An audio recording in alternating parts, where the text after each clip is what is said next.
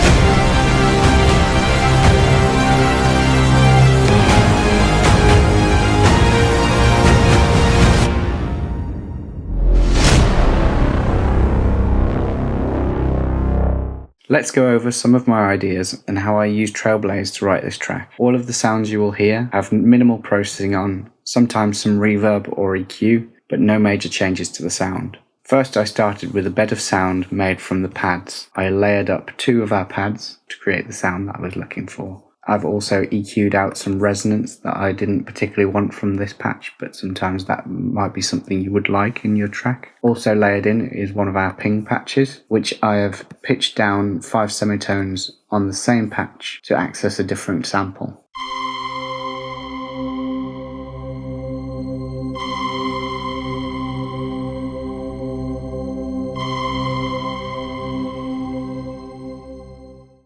One thing that you may find is some patches will have a particular key to them, which can be a little limiting, but if you use some processing, these can be useful in different keys. For example, this boom has a resonance on B flat, however my track is in C. So what I used Logic's inbuilt transposition to pitch this up to C.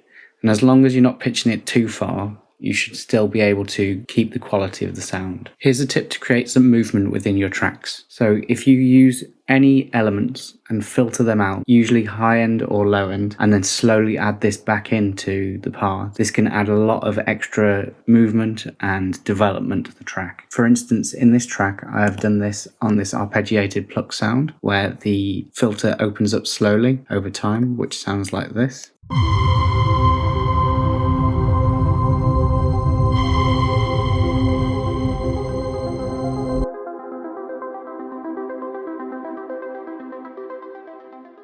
This is also used in creating more variety in the tone of the hits.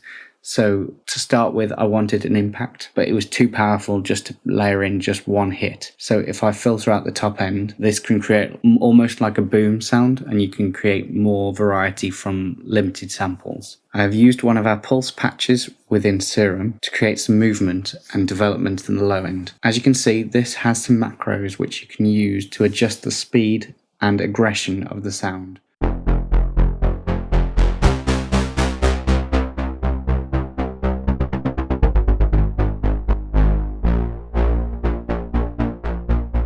This can also be useful to automate these, and create some more development within your track. As your track develops, you may want to add some of our effects from the WAV folder, such as risers or suckbacks. These can be a great way to build into the next section or into a new part of the same section. The melody in this track is played on 2 Serum lead patches that we've created that are layered together. These open up over time using the same filtering technique that I mentioned earlier. Other elements in this track include a tick, which is one of our contact patches, the brams, which are following the bass line outlined by the pulsing earlier, and one of our drum patches, which is created in Serum. I recommend adding some reverb to this, as it can sound kind of weird dry, but with reverb should layer in really well.